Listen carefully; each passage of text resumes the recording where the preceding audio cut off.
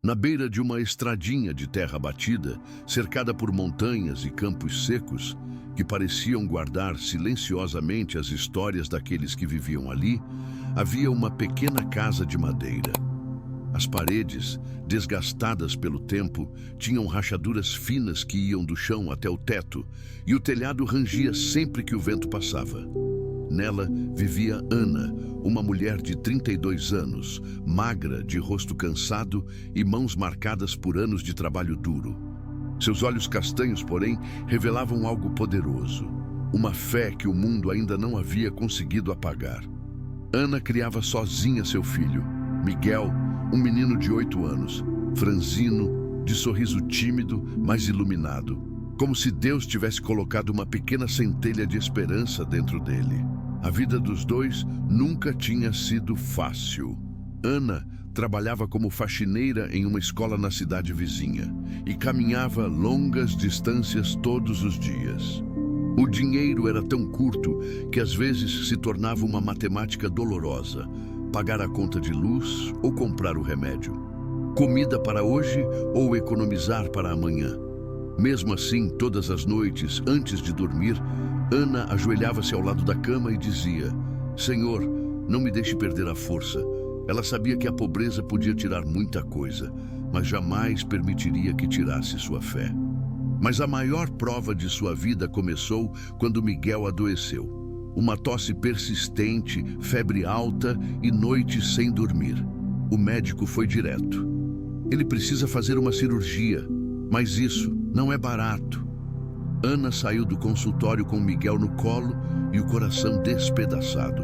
A estrada parecia longa e pesada demais, mas estava decidida. Eu não vou desistir do meu filho, pensou ela. Os dias seguintes foram os mais difíceis da vida dela. Ana trabalhou dobrado, pediu ajuda e vendeu o pouco que tinha. Nada parecia suficiente. Numa tarde nublada com o cheiro de chuva no ar, exausta, sentou-se em frente à casa e chorou pela primeira vez em muito tempo. Meu Deus, se ainda há um caminho, me mostre, sussurrou. Foi então que Miguel apareceu correndo, com o rosto molhado de chuva e os olhos arregalados. Mãe, olha o que eu achei na estrada. Em suas mãos estava uma pequena pasta de couro marrom. Ana abriu devagar. Lá dentro havia documentos, algumas fotos antigas e um envelope branco contendo exatamente a quantia que ela precisava para a cirurgia de Miguel.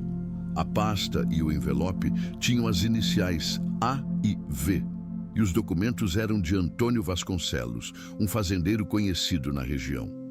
Ana respirou fundo. Sabia o que precisava fazer.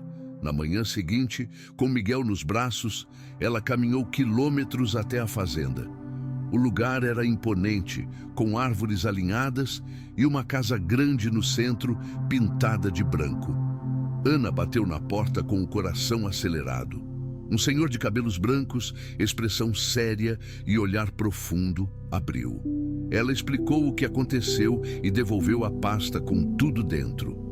O fazendeiro ficou em silêncio por alguns segundos. Então, seus olhos marejaram. Eu achei que nunca mais fosse ver isso, disse com a voz embargada. Ele colocou a pasta sobre a mesa e olhou para Ana. Ana, eu perdi essa pasta há uma semana.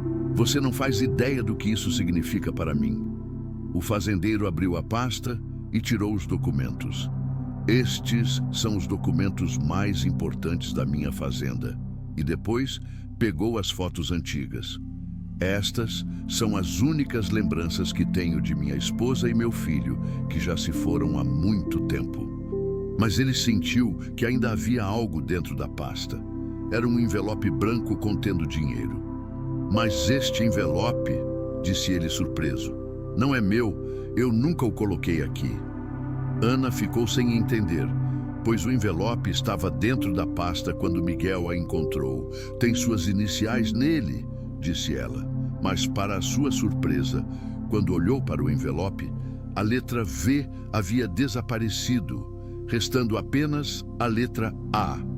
O fazendeiro estendeu as mãos e entregou o envelope a Ana. Este dinheiro não é meu, ele é seu. Deus usou você para me devolver o que tenho de mais importante. E agora quero ser instrumento de Deus na sua vida.